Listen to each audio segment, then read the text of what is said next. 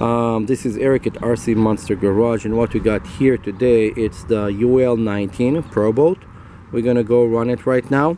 One of the things that I mentioned in my videos was that this part here was very raw fiberglass, and my friend Aaron, he put on this rubbery material that is very nice to touch. You don't feel like the fiberglass is penetrating your fingers.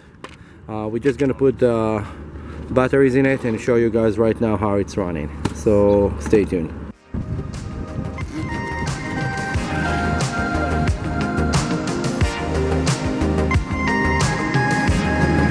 Okay, the Aaron's boat is finally going. Look at that.